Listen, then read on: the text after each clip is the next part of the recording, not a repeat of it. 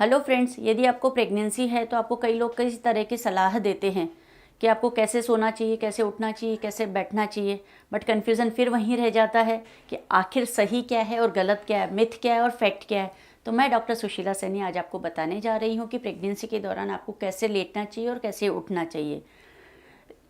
जैसे ही आपको प्रेगनेंसी होती है तो शुरुआती अवस्था में तो टमी आपकी नहीं निकली होती, यानी कि पेट आपका फ्लैट ही रहता है, तो उठने बैठने में इस जनरली किसी प्रकार की समस्या नहीं होती है।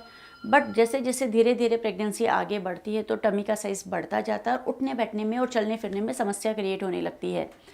तब कई लोगों को आदत होती है कि पेट के बल लेटने की, और जैसे ही प्रेगनेंसी होती है तो उनको सीधा लेटने की सलाह देने लगते हैं या करवट लेके।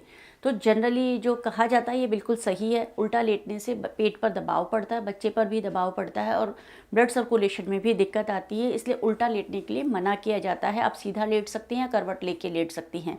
लेकिन जैसे ही सेकेंड ट्राइमेस्टर यानी कि चौथा या पाँचवा महीना शुरू होता है तो उसके बाद जैसे टमी का साइज़ बढ़ने लगता है तो आप सीधा लेटते हैं अगर, तो बच्चे का दबाव पीछे की तरफ हमारे खून की नलियाँ होती है जो कि पैरों से और पूरे शरीर का जो खून है उसको ले जाके हार्ट को डिलीवर करती है, यानी कि दिल तक लेके जाती हैं।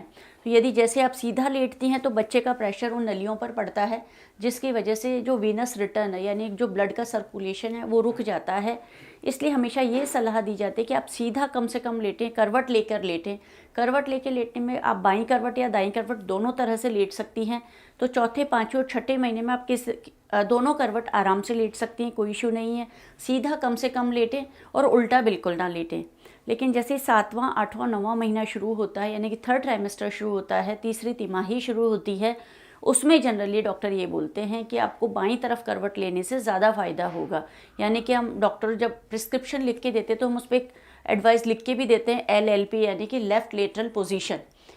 लेफ़्ट लेटरल पोजीशन का मतलब होता है कि आपको बाईं तरफ करवट लेकर लेटना है। ये एक स्टैंडर्ड फॉर्मेट में सभी को बताया जाता है और यही स्टडीज़ भी इस पर बेस्ड है काफ़ी सारी, कि लेफ़्ट लेटरल पोजीशन में लेटने से बच्चे को सर्कुलेशन अच्छा होता है, बच्चे को खून ज़्यादा मिलता है, बच्चे की ग्रोथ अच्छी होती है।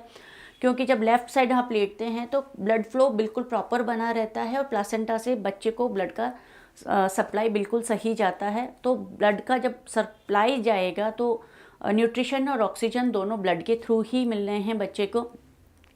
और कई बार कोई कोई लेडीज़ अगर सीधा लेटती हैं तो ब्लड जो वेसल्स होती हैं वो कंप्रेस होने के कारण हार्ट को ब्लड का रिटर्न रुक जाता है, जिसकी वजह से उनको कई बार घबराहट और चक्कर आ जाते हैं या बेहोशी आ जाती है। तो इसलिए भी सीधा लेटने से मना किया जाता है। इसको सुपीरियर वेना केवा सिंड्रोम के नाम से बोलते हैं। वो नहीं होना चाहिए, इसलिए सीधा कम से कम लेटें और करवट लेके लेटें, और उस पर भी प्रायोरिटी ये है कि आप बाईं तरफ करवट लेकर ज़्यादा लेटें।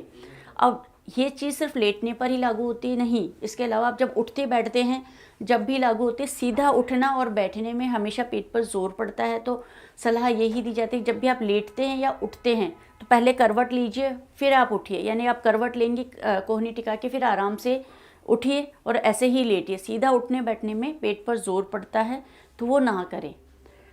इसके अलावा जब आप लेटती हैं तो आप टमी के नीचे तकिया भी लगा सकती हैं, और कुछ एस शेप मैटरनिटी पिलोज़ भी आते हैं, जो लंबे पिलोज़ आते हैं जो आप आराम से अपने दोनों लेग्स के बीच में लगा के सो सकते हैं, जिससे आपकी टमी को भी सपोर्ट मिलता है और पैरों को भी सपोर्ट मिलता है।